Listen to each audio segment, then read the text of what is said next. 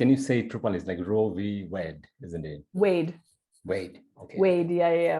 Do you mind giving us a just like small, brief summary? What does it mean to you? Like, I mean, this whole thing, because it happened like 50 years ago, and then after 50 years, more or less, it's overturned. So the constitutional right, it was given the right to privacy, and part of that is actually the right to have this abortion right and everything. It's basically more or less said that, oh, don't do it anymore. Is that like more the state level what they will decide? So that's my understanding. But if you just like give us more your understanding. Yeah. So I mean, when Roe v. Wade was passed in 1973, that was the accumulation of 20 years of serious frontline activism from women who were facing the consequences and the effects of having to go through illegal and unsafe abortions. And it was, abortions have been happening and women have been trying to take control of their fertility since the dawn of mankind. This is not something new. And it wasn't until it started becoming a bit more mainstream. And before Roe v. Wade was passed, there was this thing called therapeutic abortions that doctors could grant women if they felt that the woman's life was at danger. And, if there were certain doctors who felt maybe more liberally inclined, if the woman said, I'm going to kill myself if I don't get this abortion, they would then consider that a risk to the woman's life, and then they would perform the abortion. This, of course, came with a cost. It was never free, and it also depended on where you were living. Not every doctor would perform this, and to get it passed, you would have to go to a board of directors of doctors, all male doctors, and you'd have to sit in front of them like a panel and explain why you deserved an abortion. So that process was extremely, traumatic for so many women, and I think it kind of got to the point where more and more women were speaking about this, and it became a really frontline issue for feminist activism, particularly first wave feminism in America. In terms of like the politics of it, it did not used to always be this polarizing, and it wasn't always this partisan an issue. Before, it wasn't a requirement for a Republican politician to take a pro-life stance. It was actually the Republican Party who originally took a pro-choice stance, because their whole motto for their party is less governmental control. So, in essence, when you think about it, that party is going to take a stance of the government should not have any say and any input in what a woman and a husband choose to decide about their fertility, because that's what the conversation always was, 50 years ago. And I think it still is sometimes now. But so yeah, it didn't used to be this polarizing, and it was not, divided across party lines. It did, Ronald Reagan, actually, who was kind of his election was kind of like a really pivotal point in this abortion debate, because he originally, throughout his political career, took a pro-choice stance. And it wasn't until that he was looking to get elected, him and his people really realized that there was a serious source of untapped potential within evangelical Christians in America, because they were not voting. And it was because they, didn't feel that the Republican Party was conservative enough, and the Democrat Party definitely wasn't conservative enough for what they wanted to portray their values. So they realized that they could get and galvanize millions of voters just on the issue of abortion. And once Ronald Reagan realized that, the Republican Party became this pro-life movement. And ever since then, it's been crazy. And I mean, so I was born in Texas. That's where my mom and all of that side of the family are from. And it is extremely politicized in southern states, particularly Texas. And, in Texas, you can be elected as, agricultural officer and chief financial officer within the state, not based on necessarily your skills within that sector, but on your stance and how strongly your stance is for being pro-life. And I think that is so telling how important this control has become on women's fertilization and their reproductive rights and their bodies. So it's really taken I think since Roe v. Wade was enacted, the pro-life movement have been working, this isn't like a new thing. They have been working tirelessly. And I don't think many people realize in America, prior to Roe v. Wade being completely overturned, how many restrictions on abortion were actually passed. I think from 2010 to 2018, it was something like 300 restriction-based laws were passed that were making abortion harder and harder to get. Last September, even in Texas, they passed the heartbeat legislation, which pretty much made that any abortion prior to there being a medically visible cardiac activity, being a heartbeat, a woman could not access an abortion under no circumstances. And that period is 6 weeks. So a woman would have to know that she's pregnant, get an appointment in time, and have the abortion prior to 6 weeks. And that is, they were just putting the middle finger up to all these women in Texas because they knew that was never going to happen. So it has been something that has been brewing, I think, under the politics of it. And yeah, it's extremely frustrating, the fact that this is a topic of discussion and debate, the fact that our rights are being debated and made to be these fundraising and campaign issues. I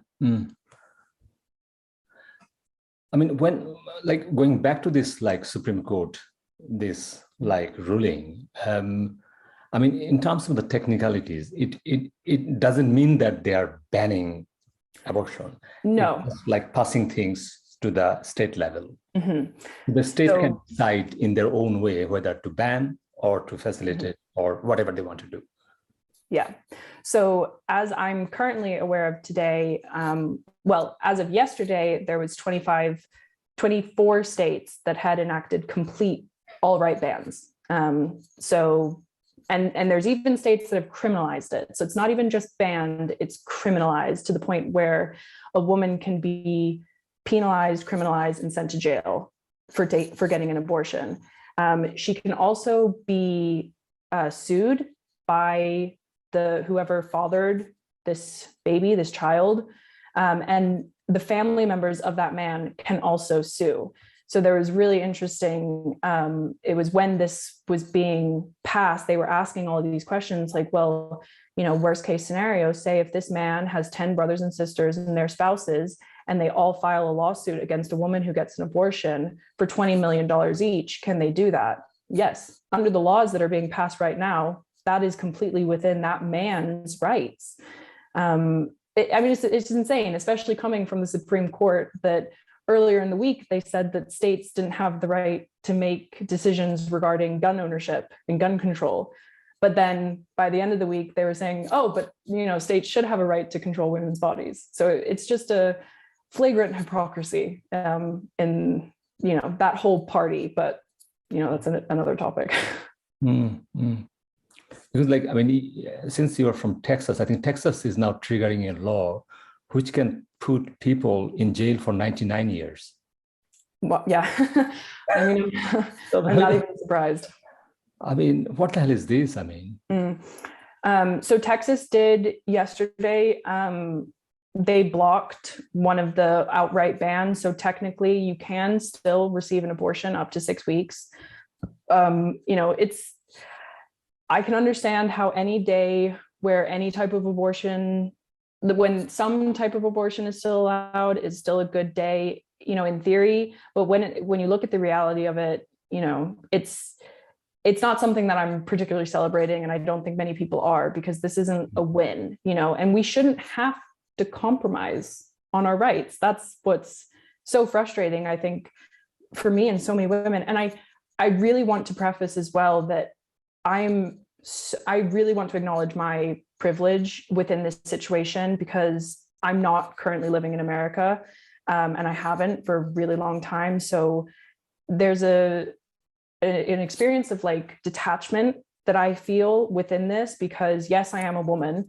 But I'm a privileged white woman who's not living under these oppressive, restrictive laws. So, you know, I need to acknowledge that. And I'm not saying that like women who are in my shoes, you know, don't have a right to have feelings and to have opinions about this. I think this is an issue that is not just affecting women, and we're going to see that very, very shortly. I mean, when what's his name, Clarence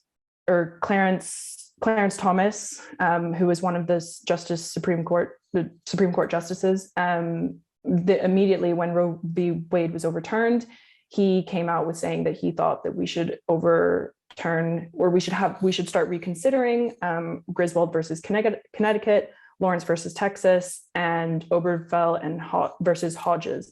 And all of those are to do with the right to privacy, same-sex, private sexual acts, same-sex marriage, and contraception. So the fact that we've got somebody who's sitting as a Supreme Court justice currently, who is genuinely wanting to overturn not just abortion, but also all of these other things, is really telling that this is not just an issue for women. You know, right now it is, and it's not just for women. It's, you know, for everybody who has a uterus.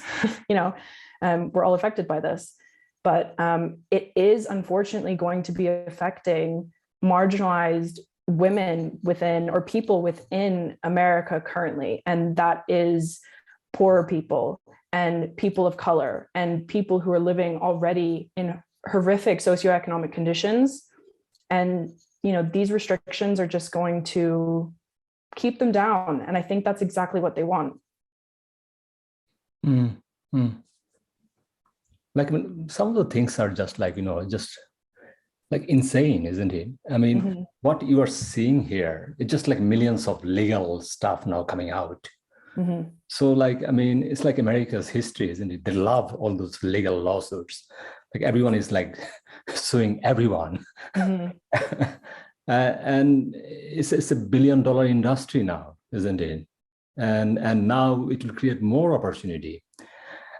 Just like a couple of things I really want to touch a bit. I mean, in terms of the statistics. So in terms of like, you know, people's opinion, like almost 70% people are actually in favor of, you know, this abortion right. So it's like 30%, very small number. And these are all mainly like Republican states. And I mean, you can see like what Reagan did. I mean, with me, I teach politics. I mean, you know, like I know like lots of people like, you know, cheer Reagan. I mean, Reagan to me is like one of the dumbest president ever, you know, produced world history. And that's saying something considering we just had Trump. And then he tapped those, you know, 50 million evangelical Christians, you know. This is like core votes, I mean, you're talking about. I mean, a couple of years ago, like, I mean, obviously like Noam Chomsky is a very polarizing character, but one thing he said, he was asked in this like panel that, so during that time, you know, like when the rise of ISIS and all those, you know, all this terror and things happening around the world. So he was asked that, in your view, what's the most dangerous organization in the world? So everyone is like looking for, he will say like ISIS or like, like Taliban or like, you know, some kind of, you know, jihadi organization. Do you know what was his answer? His answer was Republican Party. Yeah, I'm not surprised. And I think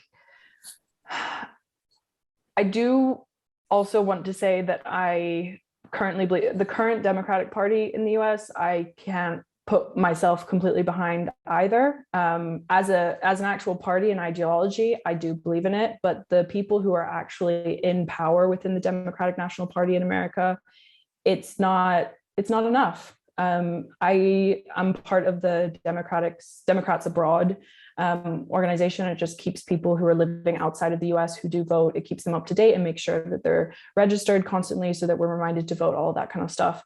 And an email came through right after Roe v. Wade was overturned, and they were, you know, encouraging and really highlighting the extreme importance of getting out there and voting, and even asking us to rush $10, $15 towards Joe Biden's campaign in the Democratic National Party. And this to me just felt so outrageous and just really disrespectful, because like I said earlier, this is not an issue that should be fundraised on and campaigned on. These are fundamental human rights. And the Democratic Party have been in and out of power for the past 50 years since Roe v. Wade was enacted. Why was it not codified into law? They had all of these years and all of these opportunities to do so, but they didn't, because the topic of abortion was always too progressive, and they could not risk losing voters and losing campaign money towards an issue that is so fundamental for millions and millions of lives within America.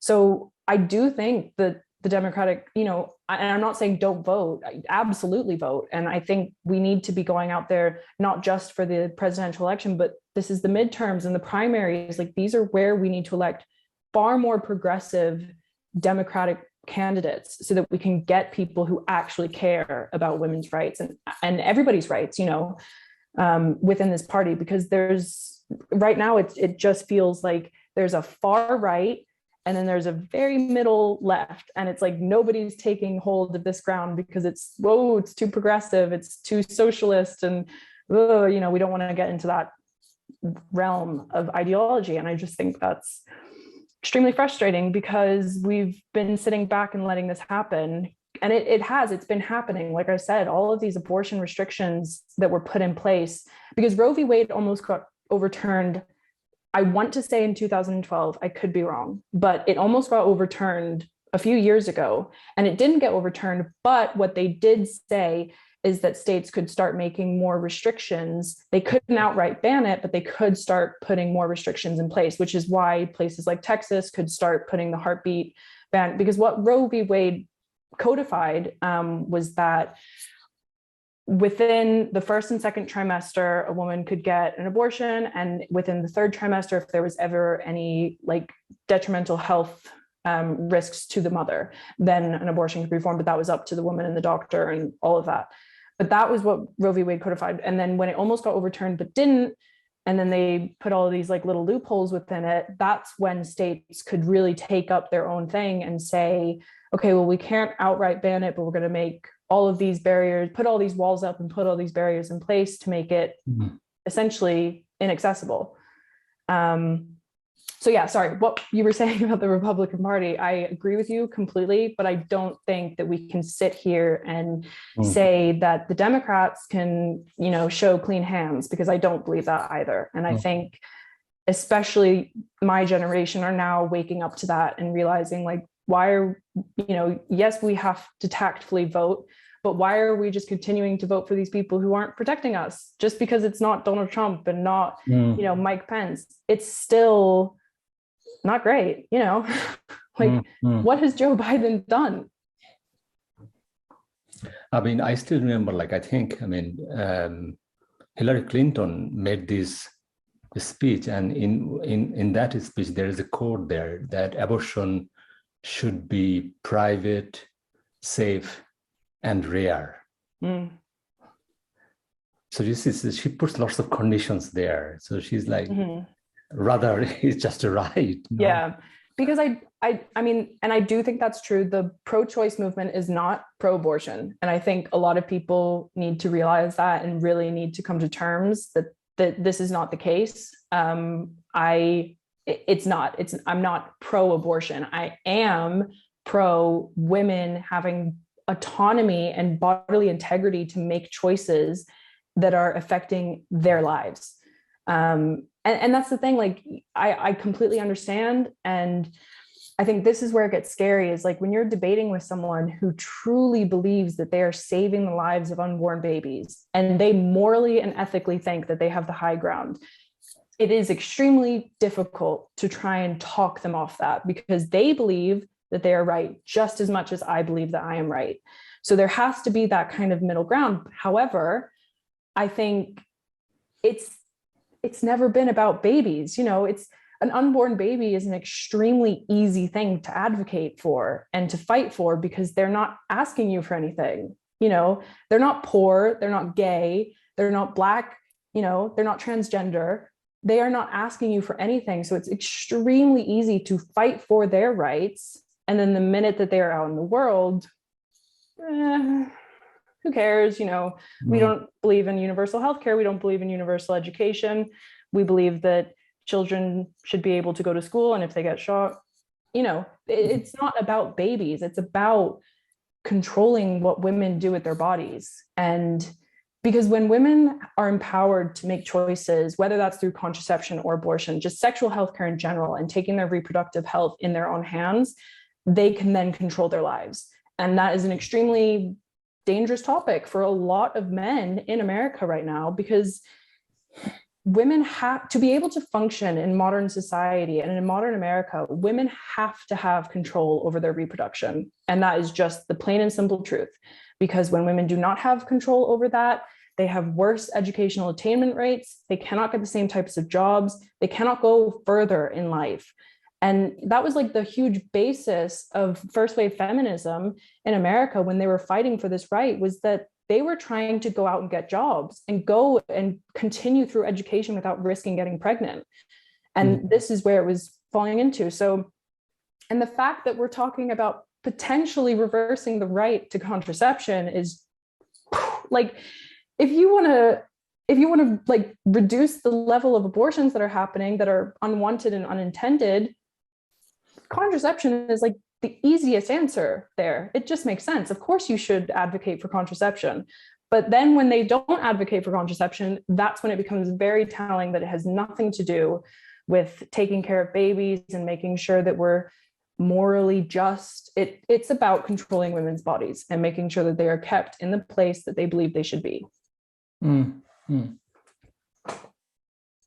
I mean, it's a kind of personal question. I mean, whether you can answer it or not, I'm not sure.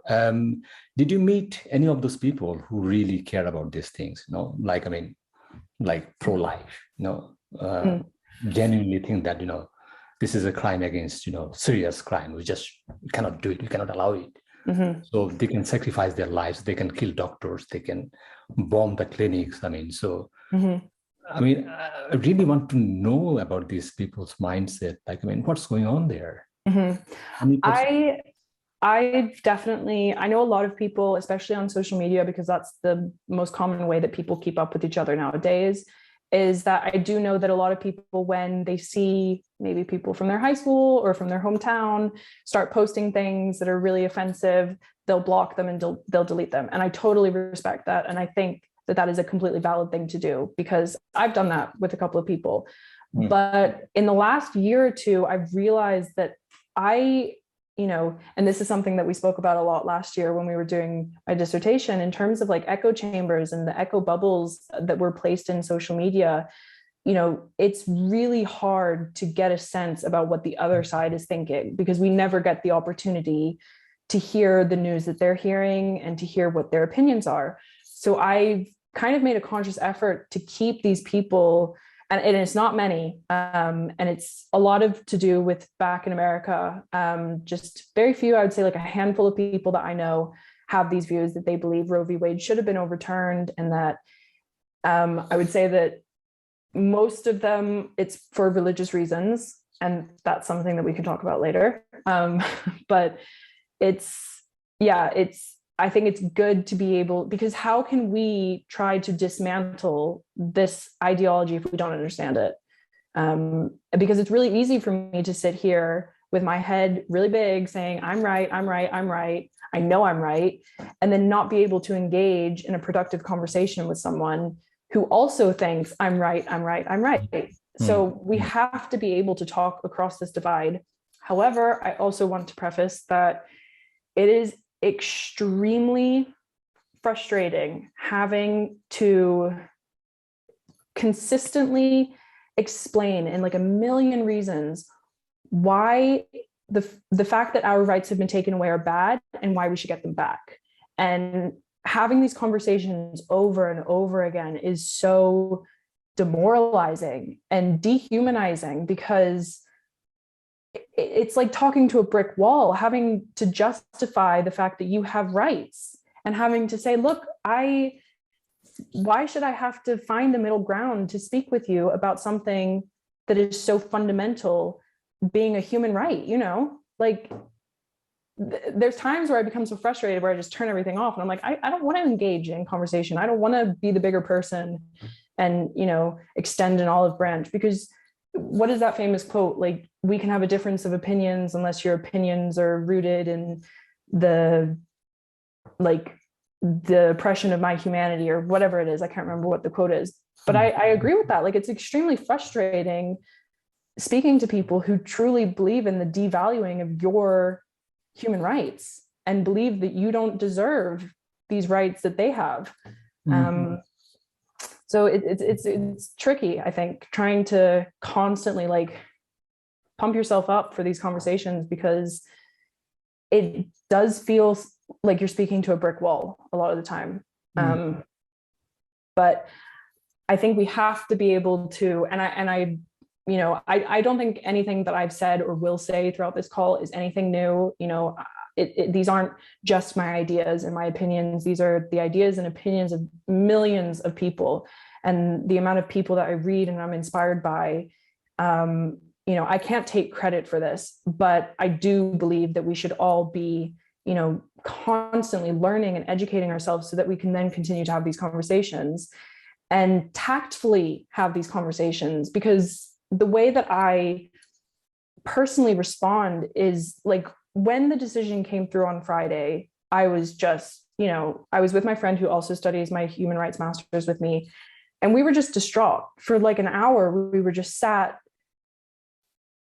we didn't know what to do. We were just kind of staring at each other like, what? And she's also American. She's from Arizona, which is also an extremely restrictive state with regards to abortion. So we were in disbelief, and then we got pissed. You know, we were really sad, and then we got mad, and we were just, we didn't know where to channel that. We didn't know what to do. And I think if I was to react to somebody who felt so strongly in their moral position about abortion the way that I immediately do, I would get nowhere. Just how they would get nowhere with me if they came to me with anger, telling me that I'm wrong, because that's not how we get people to come together on this issue. We have to find a way to be able to have these conversations in a productive way. But I also do not believe in compromising. I do not believe that we should be having to compromise our human rights. That's it. Like, end of sentence, no compromising. I mean, you just cannot make it right, kind of like divisive, isn't it? You can divide your right. Okay, do you know what? I just want 50% or like 25%. No, yeah, let's have a deal. You know, you cannot have it. You know, it's like, you know, if you want to ban slavery. Ban slavery. Ban slavery. You cannot just, no. You can just cannot make an exclusion that, okay, do you know what? These states are struggling a bit, so they might need a bit of couple of slaves more. I mean, so. No, just so it's a right. It's your right, you know. You decide, you know, whatever you want to do, you know. So that's like, I mean, personally, I'm like, you know, I'm in that more extreme kind of pro-right person, you know. Like, I mean, it just doesn't make sense to me. Like, when, and if you look at those like TV news, I mean, it's not only the people who are like old or, you know, like pensioner. These are the very young people also coming out and then cheering this, like, you know, Supreme Court's ruling, and where you are saying that, you know, you are so distraught, you actually did not know like what to do, and then how to like reconcile yourself, you know, this is your thing and taken away, and then you are asked to, you know, beg for it. I mean, you know, things I really want to touch. I mean, so when you talk about like 70% versus 30%, so the 30%. Last 50 years worked really hard, isn't it? They were united. They had the fundings. They had some kind of seriously united front. And it looks like they got success from this verdict. And you can see, like, when Trump came to power, that's another success, you know. And then he got like 3 Supreme Court judges. And you know, like, what's coming from this. So it's like, you know, it looks like all roads lead to Rome. It's got serious consistency there. And I think you kind of mentioned a bit, you know, about your criticism about the, how the like so-called left, or like just like Democrats. I mean, they did not get things right here, isn't it? No. And I mean, with me, like the way I see like the commercialization of the vote in American politics, this is all about money, business, and then get elected. And if you are elected, then you are fine. If you're not elected, you'll go to jail. So that kind of situation. So it's like much bigger things to try as well. It's not only like this thing, but also it's linked with, this like universal right to healthcare as well. So, and you can see if you look all the votes in the like Congress, other places, Democrats always, not keen much about those things. I mean, the US is the only industrialized or developed, whatever you want to call it, nation in the world that does not offer paid maternity leave. So if this was about, and it's the same, the amount of the millions of children that are in foster care and that are not being adopted, and the millions of mothers who are like, especially maternal mortality rate, it ranks number one already. So then when we take away sexual health care like abortion, because that's what it is, abortion is healthcare, but they don't want to look at it like that at all. They do not want to see it as a healthcare procedure or a medical procedure. They're taking it into a church moral issue. But it's healthcare. And when you take that away, I just can't even, I don't even want to fathom the millions of women who are going to die from these restrictive and oppressive bans. But it's also really important to recognize that women in America have been dying from unsafe abortions, even when Roe v. Wade was enacted, because even though, in Texas, like the amount of abortion clinics, it's very few, and Texas is huge in terms of an actual like space. It's really, really big. You can drive for like 2 hours and still be in Houston, and that's one city. So that's just to give some type of perception of how big this is. So when you have like 7 million women and only 7 abortion clinics, you kind of put 2 and 2 together and realize that the women who don't have enough money to take time off work on the weekend so that they can travel hundreds of miles to go to an abortion clinic that's still within state. And that's, now we're talking about abortion clinics closing within state and you having to travel out of state. So we really have to look at like the socioeconomic disadvantages that the women who have already been marginalized for so long are now going to be further oppressed, because they're not going to be able to take time off work. They're not going to have enough money to take a flight or to drive hundreds of miles to go and get this healthcare. And what's even more frustrating is that the men who have been involved in passing these laws, their wives and daughters and mistresses are always going to be able to get safe abortions. Always. That will always be the case, because they have the money and they have the power to get that. And a lot of Democratic women, they're going to be able to get abortions. We really have to look kind of below the line of discrimination within America and look at all of these women who are going to be so affected, who already have been for so many years. But I think now we're really waking up. Unfortunately, it takes something this big and this horrible for people to wake up and be like, okay, no, this. And I think now it's also waking up a lot of men, because they're realizing that this is going to affect them. It's not just an issue of abortion. They're also talking about getting rid of contraception. Like medicine, literal medicine, they're talking about taking away from people. I don't even know how that would work in terms of even just getting rid of condoms. Like, how do you do that? But this is the thing, is like, we thought surely they're not going to pass, surely they're not going to overturn it. But unfortunately, a lot of the people who have been fighting this pro-choice movement, they saw this coming from a mile away.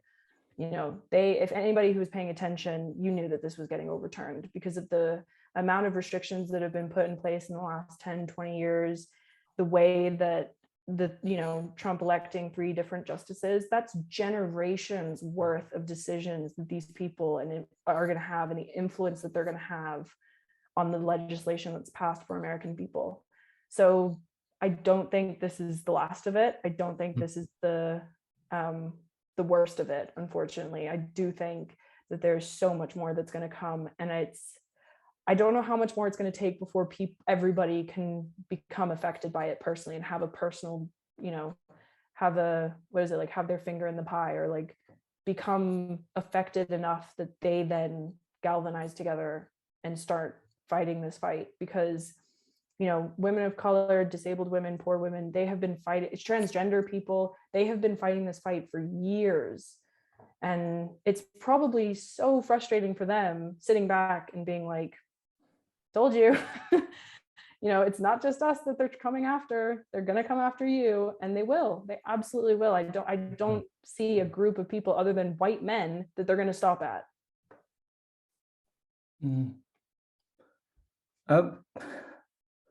Couple of things there, some of the toxic, narrative from the right politics is, even they're calling oh, do you know what, abortion is racist because it's depriving, the Black women to have children, that the people will be affected. So suddenly, this evangelical, white evangelical middle class are very, keen to take care of the. Yeah.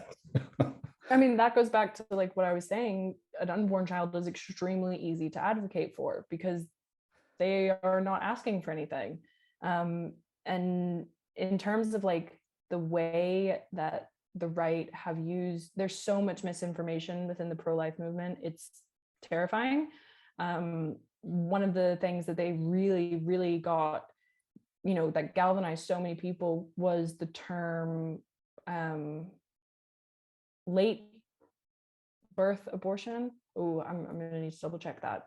But it was a made up term, and it's in actual legislation. This term that they were using, late term abortion or early birth abortion or something, and it was pretty much where they would describe these. They would pretty much say a baby's arms are ripped off and their head is ripped off while they're still breathing, and then they're ripped from the womb of the mother, and all of these things.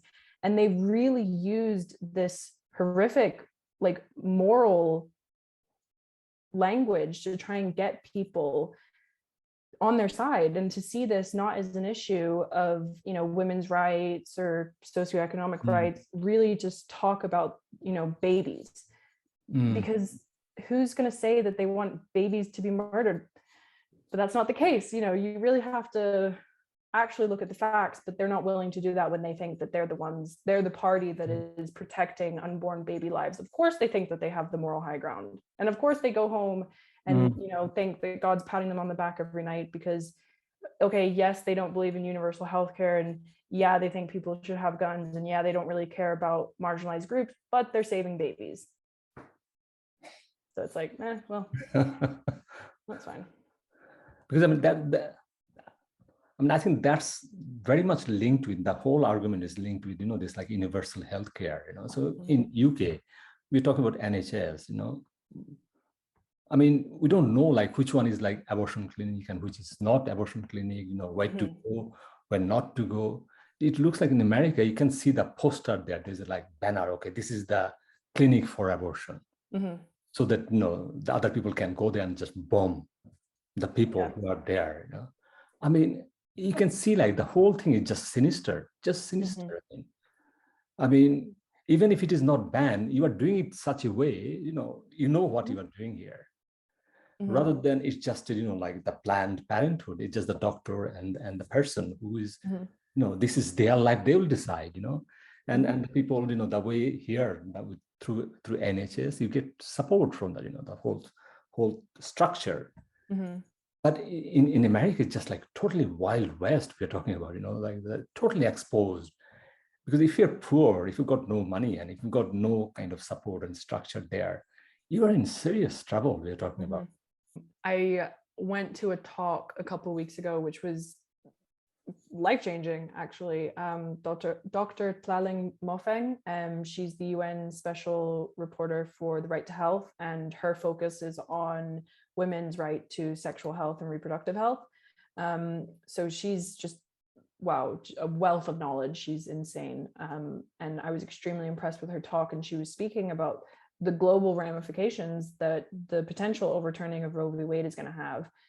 And it's terrifying, no surprise there, because the things that America does has huge impacts on the rest of the world. Because, yeah, I agree with you. Like, I don't want to use these words of, whatever they like to brand themselves as, but they do have extreme influence on the rest of the world. So it's not even having a right denied, it's having a right given to you and having it be established for 50 years and then having it be taken away. That is really scary. And that opens up so many possibilities of, like, what else are they going to take away? What else are they going to say? Oh, well, okay, yeah, that was written into the Constitution, 40 years ago, 30 years ago, 10 years ago, but we're going to take it away. And maybe that's women's rights to own property. Maybe that's their right to vote if they're not married.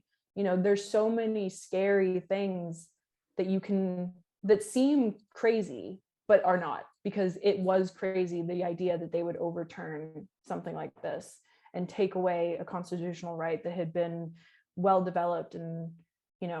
And what was really scary was, because I was like, okay, so what happens now? When this was overturned, I didn't really understand what was going to happen now. Like, would there be a time period? But then I realized that there were states who had enacted trigger laws. So when it was leaked 2 weeks previously about the potential overturning of Roe v. Wade, all of these states geared into action, particularly the pro-life states, and they enacted trigger laws, which essentially means that the minute that Roe v. Wade was overturned, these laws would come into effect immediately, like within the minute.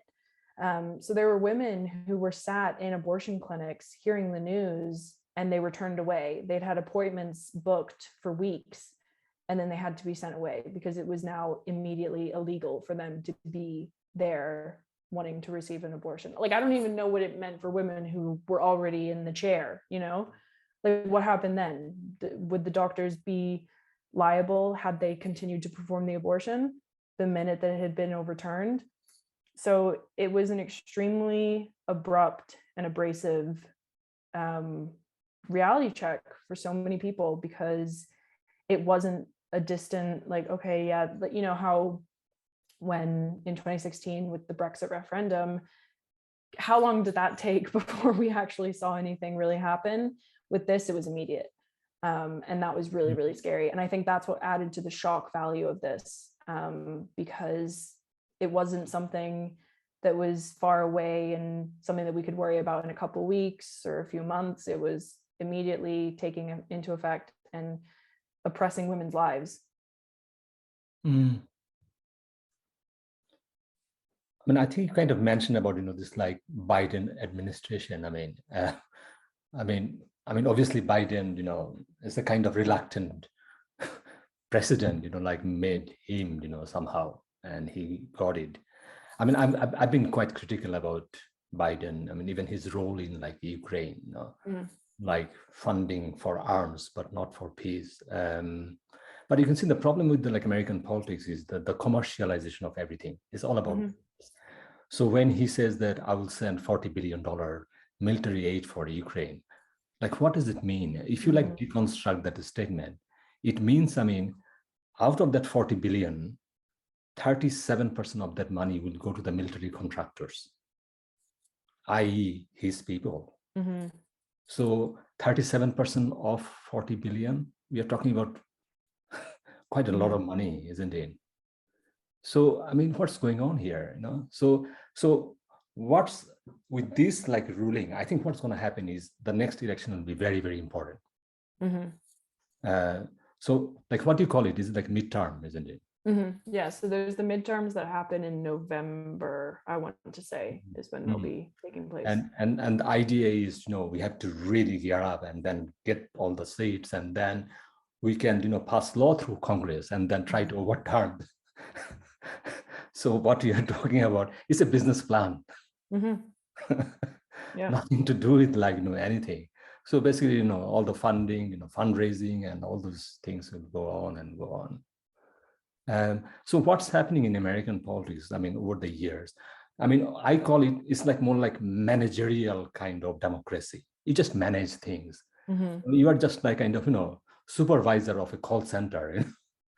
You just manage things, and then you like escalate things, and then, and then just carry on, all those like discussion, meetings, coffee and money and everything. And then at the end, basically you will achieve nothing, and then it just carries on. And by the time, you get something or planning to get something, 4 years is done, you're gone. So, but you had a good term, so not much, things happen, people, even did not understand like what I am for actually, So it's just a smoke screen everywhere. And then as it's good for, all these managers who then become, president somehow. That's happening. And I think this is quite dangerous model we are heading for the future. But I think this abortion, whatever, we are talking about here is very much linked with the right of the people, and if you play with these rights and then make it legalistic and all these things, and then where to go, and then everything will be like, then it will be said that, oh, do you know what, for right you have to pay. So it will cost you, like $50,000, like $10,000 for this small right. Yeah. I mean, that's the thing we are looking for here. It is the basic, the basis of democracy is the ability to control your own body. And it's the basis of hierarchical and totalitarian regimes that you don't. So I think the fact that we are starting to enter into this dystopian feeling era of the United States, where half of the population do not have bodily autonomy, that in certain states a corpse has more bodily autonomy and bodily integrity than myself as a woman. I don't even know how. The effects of this are just going to be extremely confounding, and it's really scary. So yeah, I agree. I think it's, where are we going with this? Because it does not look like a functioning democracy, anything close to a functioning democracy, actually. And what's even scarier is that the people who are in these like echo chambers of information, where they're being told constantly that they're correct and they're in the right, they don't see it. They truly believe that they are living in the land of the free, and that they are so brainwashed. It's, and then you get into the whole conversation of like, well, how do you converse with these people? How do you reach meaningful decisions so that, there's some type of functioning democracy happening? Because like I said, we should not be compromising on rights. It should not be like you said, oh, you pay for this right, and if you don't have enough money, sorry, you don't get it.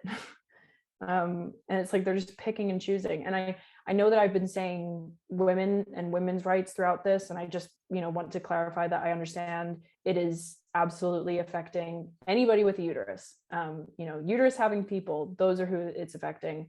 But it is so largely just a flagrant abuse and war on women that they're waging in America right now. And yeah, I don't really know what else to say on that.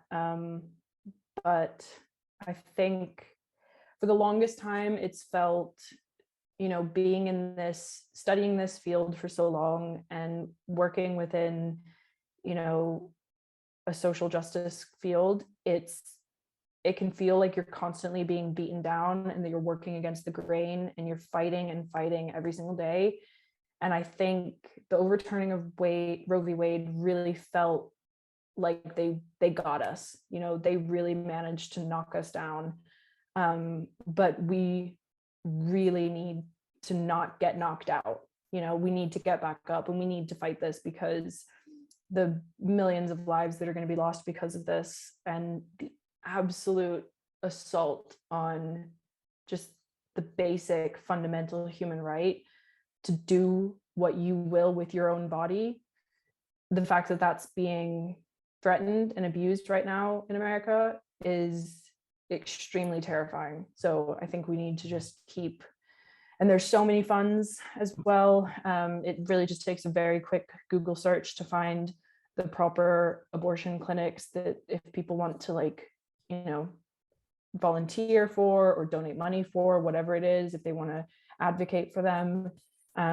There's so much information online, and I think it's really important that we really focus our efforts as well towards marginalized groups who are going to be severely impacted by this, more so than anybody else in the country. So like that's the very thing, the America's, dream, the state, can take care of everyone who has got this dream. I mean, that's like the neoliberal idea. It's, I mean, if you just like, see it through, I mean, there's nothing there. Nothing there. It's just empty vessel. I mean, and like one of the things, like, I mean, you touched those things, all those like echo chamber you're talking about, they talk to each other and how to like converse with these people. I think that the other problem is, I mean, these conversations are actually not innocent either, you see. This can trigger violence. This can trigger serious violence around the world even, these are the people can fund serious things or serious damage to the humanity. I mean, so we are talking about, 74 million people, we're talking about 80 million people. These are, I mean, like, think about raise serious amount of money. Yeah. Think about the number of murders that are going to be committed against women in America who don't have, by their husbands or boyfriends or partners, because they no longer will have access to an abortion.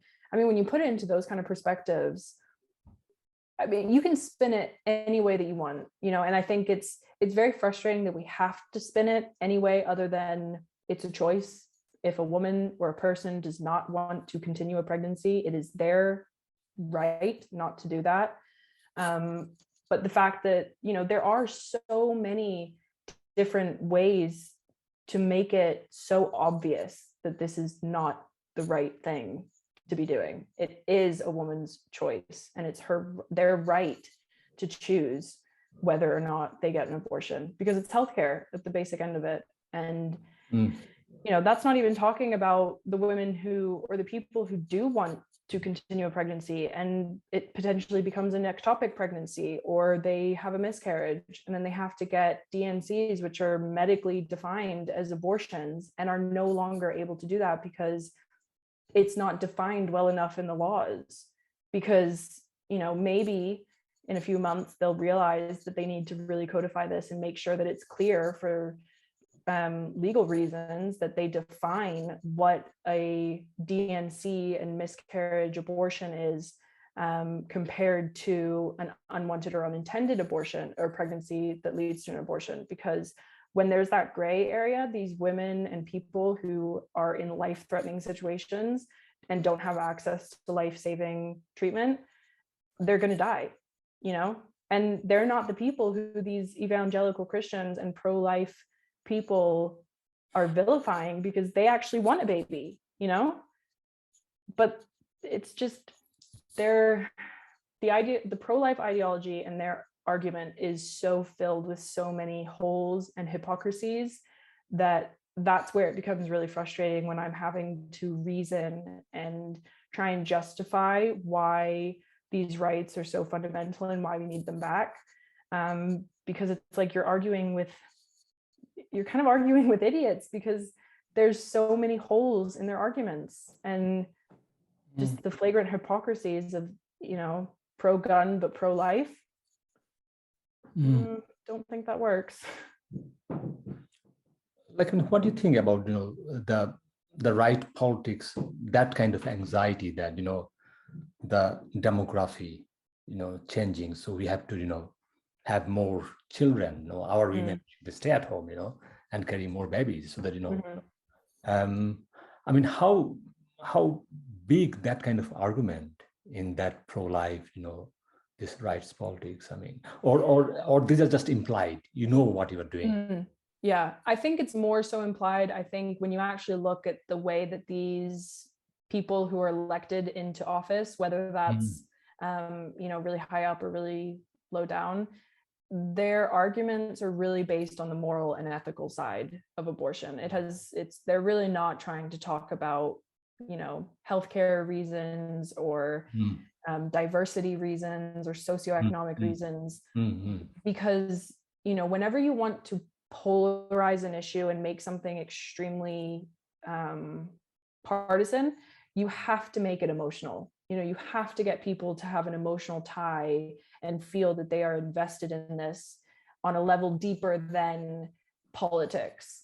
And we've done that with everything. Everything is now so emotionally tied, and that's how they get votes now, because it's not enough for it to be about the economy and the way that our healthcare or education system works, because people don't care enough about that. But when it's the healthcare needs of people who are dying because America's healthcare system is so horrific, then people care. And it's the same with education. When people aren't able to get education, or when they're shut up in their schools, that's when people care. So it's like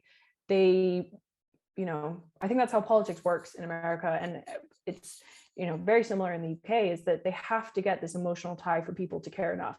And that's what they did with abortion. They took it away. They took something that was a decision for a woman to make based on her body, and made it a topic of discussion of ethical morality that other people had a right to decide on, primarily men. And that's so infuriating. But also, like, if I bring like one of the political, kind of things. So when you talk about, they care about human lives, and then, make all kind of arguments based on, I don't know, like, most of them are not science-based. But at the same time, when you go to war in like Vietnam or like, Afghanistan or Iraq, you're not worried about human lives there. No. But I think there is a catch here, because what they tend to do is, those are not actually human beings.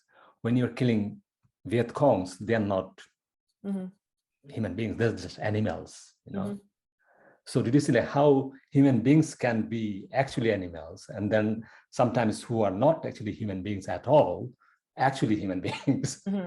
Yeah. I mean, it's like, it's like George Orwell's 1984, isn't it? Yeah. And it's like they have to find anything other than a woman's body and a woman's right. They have to find something to make that less than. And whether that's the rights of an unborn potential child, they're like, yeah, that's more important than a woman's right. So they're really good at picking and choosing when they want to care. And I say they as in the Republican Party, because that is where the pro-life movement kind of feeds off of, and that's where they get their support from. So, it's the people who are voting for pro-guns, but also pro-life. That's where it's just, I don't know how those people cannot see the absolute hypocrisy, or the people who were refusing to get vaccinated saying my body, my choice, and then support the overturning of Roe v. Wade. Because I think there's a famous quote, like, no one is free unless everyone is free. Absolutely. So now what you are doing, just like minuscule, that, okay, you are free, but you are not free. So these states are free and these states are not free. And then you are creating, all kind of pots there, and you create your portfolio, and then you play with them. But at the end, these are human beings. These are the people who are the most vulnerable in the society.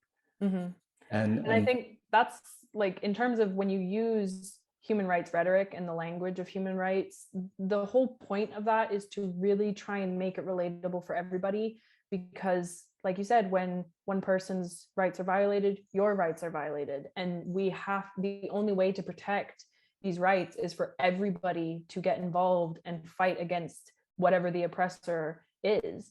So I think it's important.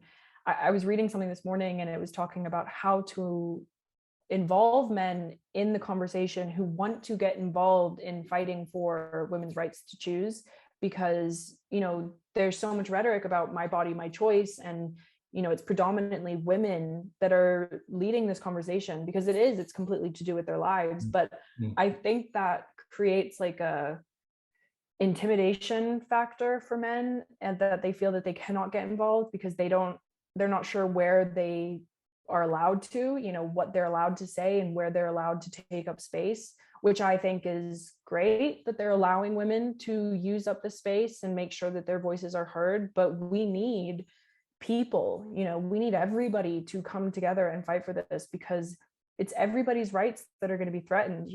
Like we said previously, they're already talking about overturning the right to contraception, the right to freedom of privacy within your sexual life, and gay marriage. So like, if they can do these things, if they can seriously be having these conversations in the highest legislature in America, I don't know where they're going to stop. And we need people to get involved, and we need everybody to really take this on as their fight. Because even if you will never, and I think it's, a lot of people might feel that they will never be affected by abortion. They will never have any inroads to abortion.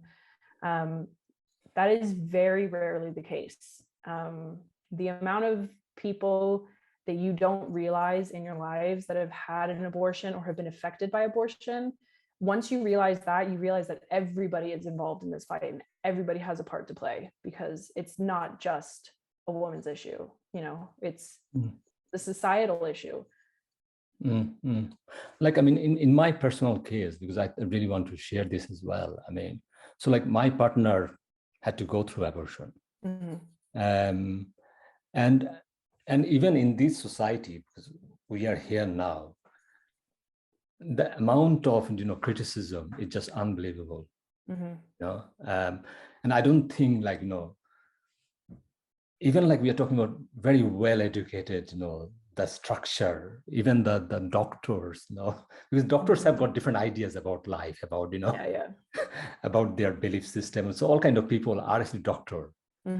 And I mean, even in this seamless system, the amount of barriers we had to go through is just unbelievable. And it put seriously unnecessary, trauma for my partner.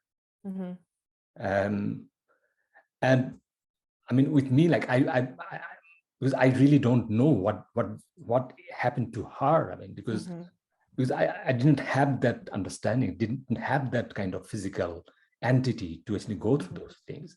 But these are very, very private thing, very, very private, special, important thing. And then, you are deprived of, in American society, very explicit that, you know what, it's no for you. That's why we have separation of church and state. We're really not meant to have these decisions based on people's individual religious beliefs, because there's a place for them, and it's not within politics, and it's especially not within the highest level of legislature within America. So the fact that, and I will fight for people's freedom of religion until the day I die. I believe everybody deserves that right. But that does not mean that they can then put their beliefs on me, because I don't care. It has nothing to do with me. Your religious beliefs are yours. And that's great. If you don't want to get an abortion, don't get an abortion. Ignore it. It has nothing to do with you until you might find yourself needing one. And then you'll be really glad that we didn't, put up a system that oppresses women and forces them not to have the decision to choose. And I think what you said as well about like the disrespect that you personally were receiving and you and your partner were receiving, I think that's something that the pro-life movement have really worked in terms of actual restrictions within laws. They work with abortion clinics to make the women feel shame. There was one in Texas that they enacted where they had to show, it was called like the sonar restriction or something. And it meant that the woman who was about to receive an abortion had to get a scan, like a sonar, just a scan, like a pregnancy scan.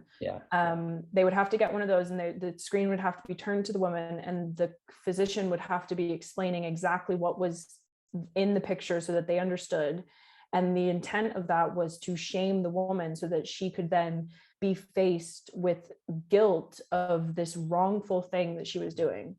And I think to knock someone down, because nobody goes into an abortion lightly, nobody, regardless of your situation, whether it was something forced upon you or whether it was something that it just happened, it was an accident. This is not something that people go into lightly. So the fact that we are taking people, predominantly really marginalized women, and shaming them and making this decision even harder, it's just shows yet again that this is nothing to do with unborn babies. It's about trying to control what women are doing. And it's extremely heartbreaking to see the effect that has, because and it's great because there's so many organizations that do provide post-abortion counseling that really try and work with women through not so much the trauma of the abortion, but the trauma of trying to access an abortion, and what comes with that, because it's already a difficult decision in most cases, and the fact that they try and make it harder and harder, I just think it's disgusting. If you want to talk about morals and ethics, it's not great.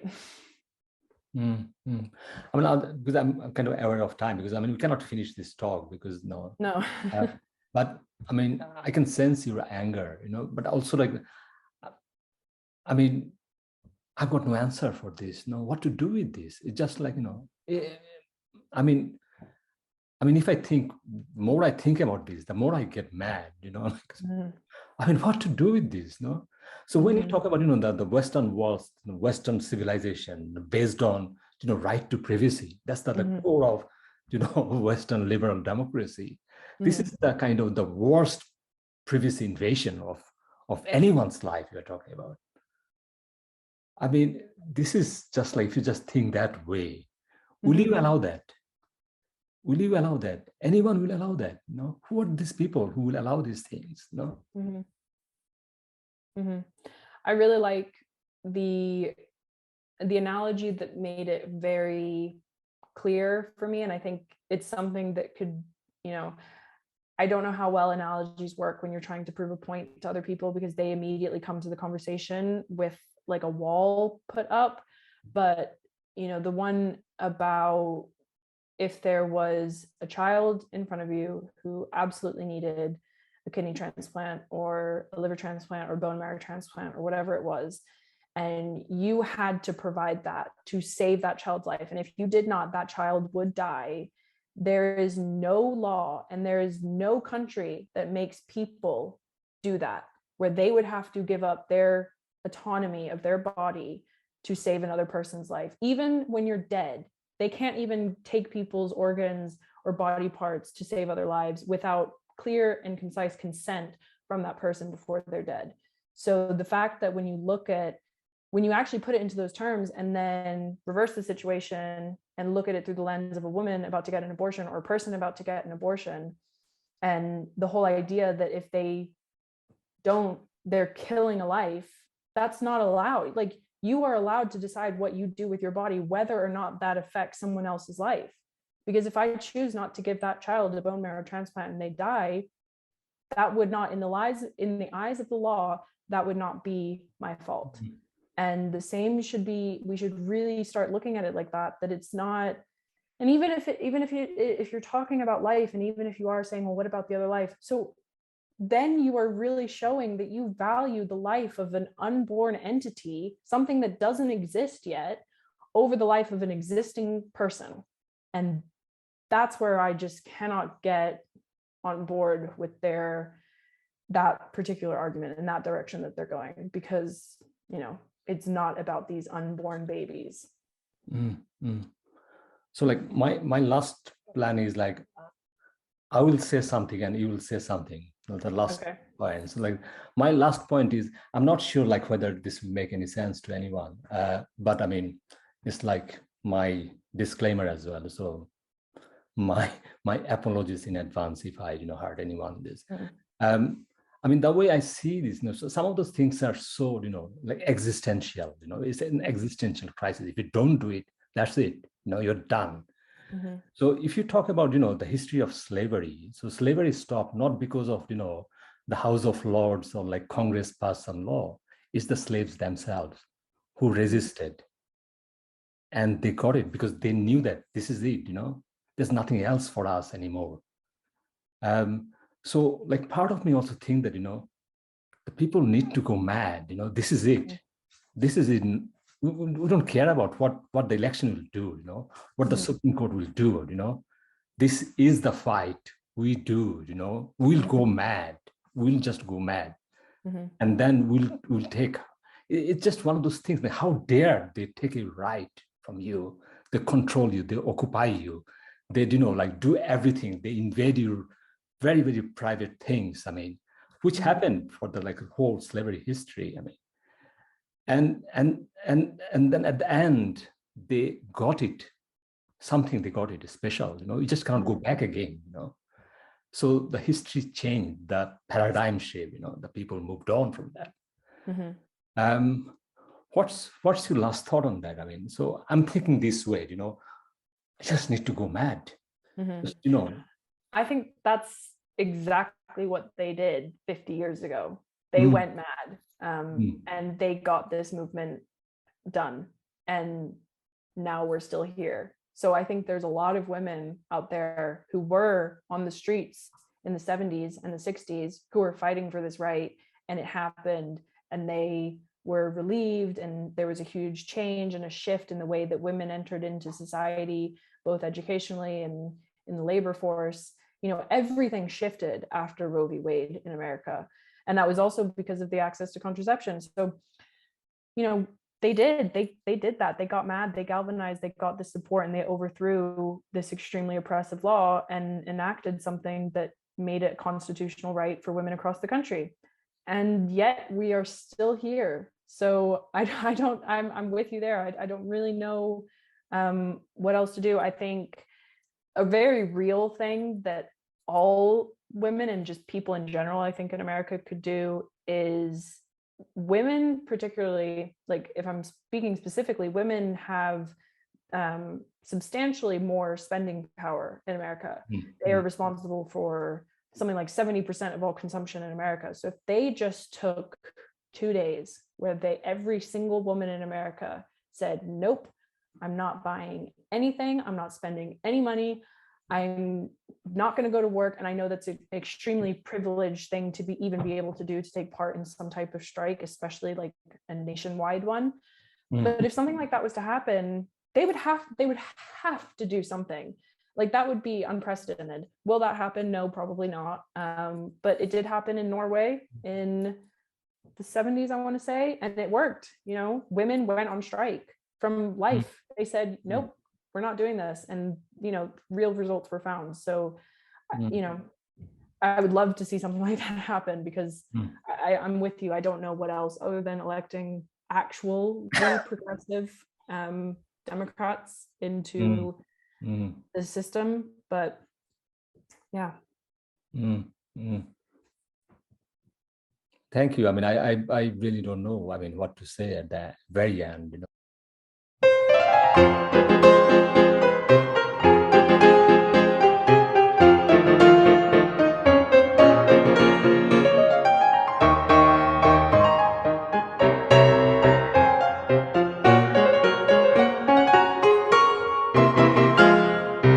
Votre toast, je peux vous le rendre, Seigneur, Seigneur, car avec les soldats, oui,